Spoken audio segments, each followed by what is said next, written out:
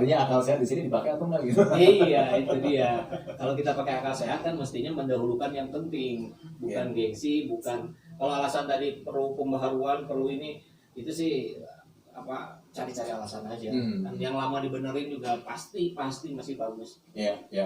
Kebijakan apa lagi ini yang sudah di keputusan-keputusan oleh pemerintah sehingga ini malah justru menuai pro kontra gitu, Kang Riz? Ya, yang saya penasaran, yang pro-nya siapa itu? Kalau kontra saya tahu. Tahu maksudnya yang pro-nya. Yang pro-nya siapa? Nah, itu silakan dijawab. Ya. Jadi memang di kita ini sekarang ini ada fenomena ini, Kang Ijo dan Kang Saiful, over policy.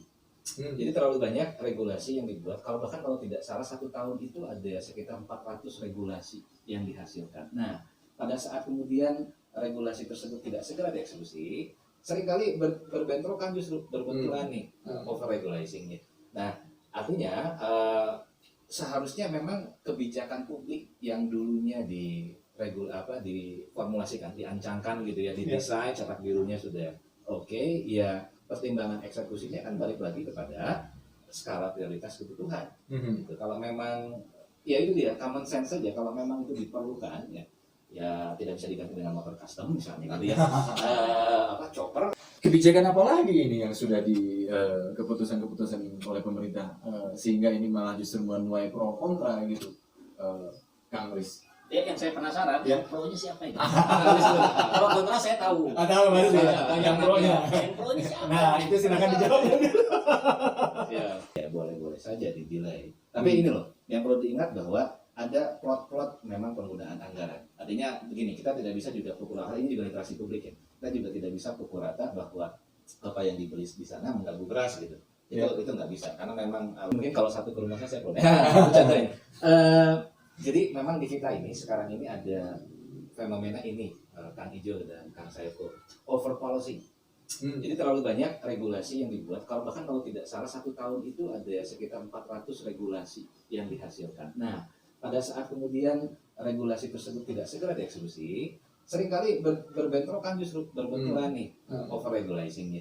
Nah, artinya seharusnya memang kebijakan publik yang dulunya diformulasikan, diancangkan gitu ya, didesain, cetak birunya sudah oke, ya pertimbangan eksekusinya kan balik lagi kepada skala prioritas kebutuhan. Gitu. Kalau memang ya itu dia common sense saja, kalau memang itu diperlukan ya tidak bisa diganti dengan motor custom misalnya gitu ya.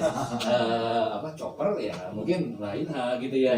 Tapi kalau memang kebutuhannya tidak ada, ya kan boleh saja kebijakan yang telah diancangkan itu kan bisa saja ditunda, atau menurut sense of crisis gitu ya, atau menurut konteks bahwa sekarang ini harus krisis, ya boleh saja di-delay. Tapi ini loh, yang perlu diingat bahwa ada plot memang penggunaan anggaran. Artinya begini, kita tidak bisa juga pukul rata, ini juga literasi publik ya. Kita juga tidak bisa pukul rata bahwa apa yang dibeli di sana mengganggu beras gitu. Itu nggak bisa, karena memang alokasi anggaran beda-beda. Nah itu satu. Yang kedua ya resources. Kalau memang ini resourcesnya tidak mengganggu prioritas yang sudah dialokasikan untuk penanganan COVID atau krisis lainnya atau kebutuhan yang memang sifatnya mendesak, ya lain hal memang. Jadi artinya ini harus didalami secara kritis juga. Tapi ketika misalkan bahwa itu sudah dipersiapkan dari 2018 baru dieksekusi sekarang gitu, artinya ini apakah itu bisa dibilang tidak mengganggu atau tidak mengambil anggaran yang ada? Mungkin tidak seperti itu ya. Sebenarnya 2018. Betul. Nah, pertanyaannya sederhana. Apa tujuan daripada formulasi pembelian mobil tersebut? Kan itu ya. Kalau tujuannya adalah untuk memperbaiki citra, saya pikir belum tentu juga sih kunjungan tamu asing itu senang dijamin dengan mobil mewah. Bisa jadi kan senang keliling pakai Delman gitu ya. Mungkin gitu ya. Kan itu senang sifatnya culture gitu kan. Khas Indonesia.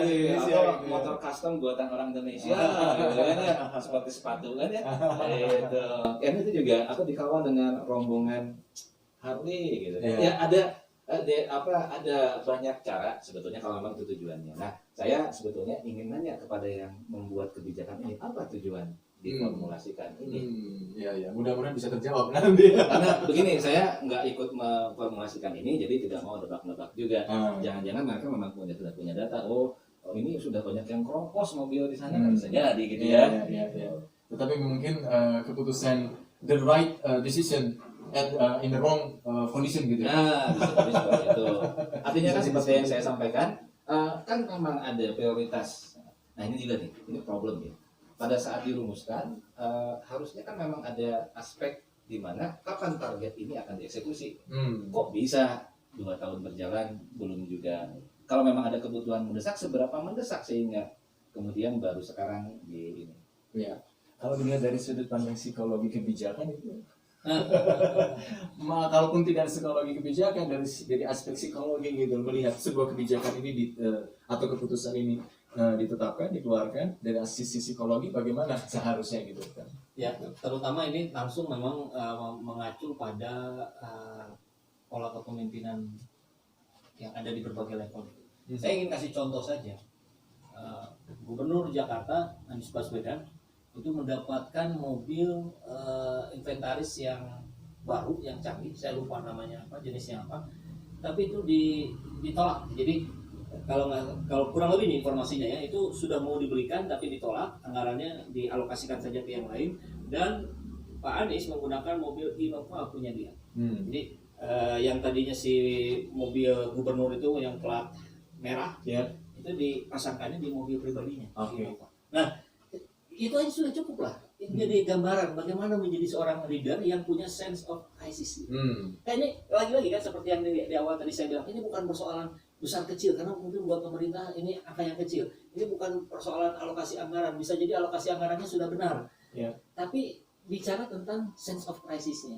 Bagaimana upaya pemerintah, terutama tentu pejabat-pejabatnya, bisa memiliki empati, merasakan apa yang sedang dirasakan oleh rakyat hari ini. Nah, rakyat hari ini kan mereka semua sedang berusaha untuk meningkatkan fondasi, karena terpuruknya itu ke bawah, jadi yang harus dibangun fondasinya dulu nih. Ya, jauh ke hal-hal yang bersifat mobil, rumah dan segala macam. Untuk makan aja repot. Mestinya saya sarankan sih buat pemerintah, tunda saja. Mudah-mudahan masih ada waktu, tunda. Ini untuk kebaikan anda juga, ya, Pak Presiden, Pak Menteri-Menteri, Pak penguasa lainnya, demi terjaganya nama baik. Ya. Atau kalau sudah tidak terjaga nama baiknya, minimal nggak sampai lebih rusak lagi. Gitu. Ini menjadi momentum yang tepat buat pemerintah. Bilang aja ya, misalkan besok lusa setelah kita menyimak kembali apa yang terjadi dengan rakyat Indonesia, akhirnya kami memutuskan untuk tidak jadi kumbang saja. Saya yakin naik tuh tingkat kesukaan terhadap pemerintah. Malah itu malah jadi bagus sekali ya. Malah justru jadi bagus. Atau bisa jadi ini juga drama. Kritiknya begini nih kritisnya. Ujungnya memang akan seperti itu. Gitu ya. Jadi dengan modal 8,3 miliar yang nggak jadi, itu mendapatkan atensi, mendapatkan kesukaan yang naik. 100 sepeda ontel. Diganti 100 miliar. Oh, langsung 3 periode. Ya. Bang ini udah masuk ke politik ini. Tetapi yang terakhir ini Kang Kris, sebenarnya ada nggak policy based on empathy? Kalau tadi saya tertarik dengan apa yang disampaikan Kang Epul, empati sebuah kebijakan itu. Ya, emotions juga sebetulnya bisa diukur ya dengan riset. Artinya tidak harus selalu berbentuk barang fisik atau pembelian fisik ataupun apa yang sifatnya bisa terlihat. Emotions bisa diukur. Artinya pemerintah sebetulnya juga bisa mengukur apa emosi publik, apa psikologi massa publik yang terjadi pada saat ada kebijakan-kebijakan yang sifatnya mungkin terinformasikan secara parsial tapi kemudian menimbulkan kegaduhan. Nah itu perlu lembaga riset yang kredibel, jadi nggak cuma mengukur jejak elektabilitas terus gitu. Nah yang begini juga harus diukur juga. Elektabilitas penting lah ya, silahkan itu adalah preferensi. Siapa Kang yang harus mengukur tentang yang barusan?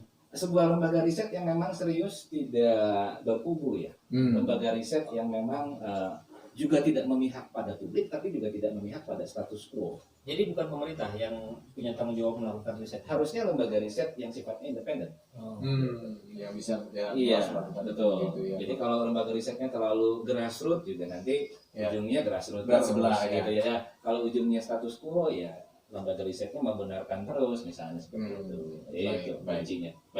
Baik, terima kasih Kang Riz, Kang Saiful. Tetapi yang pasti sahabat, semoga ini bisa menjadi pencerahan buat kita semua, khususnya untuk istana ya, untuk mengevaluasi rencana pembelian mobil Istana 4 unit dengan total nilai sebesar 8,3 miliar. Kalau tadi di awal saya menyampaikan bahwa mengacu pada Undang-Undang Nomor 2 Tahun 2020 yang harusnya fokus pada pandemi, sebaiknya itu memang difokuskan untuk pandemi. Semoga ini menjadi sekali lagi pencerahan untuk kita semua. Sekali lagi, setiap perbincangan di Kolaborator di Saiful Jamil Channel maupun di Sorotan Ismana Channel bukan untuk menyudutkan, menyalahkan satu atau beberapa pihak, tetapi ini sebagai pembelajaran, sebagai literasi kita bersama. Terima kasih atas kebersamaan Anda. Saya Jules Syafei, Kang Saiful, dan juga Kang Riz. Salam kedaulatan rakyat, salam sehat, salam bebas narkoba. Wassalamualaikum warahmatullahi wabarakatuh. Waalaikumsalam. Alhamdulillah. Terima kasih sudah menonton video ini sampai akhir. Bila sahabat semua tertarik untuk menonton video-video seperti ini, sahabat bisa memberikan dukungannya kepada kami dengan membeli merchandise yang ada di bawah ini.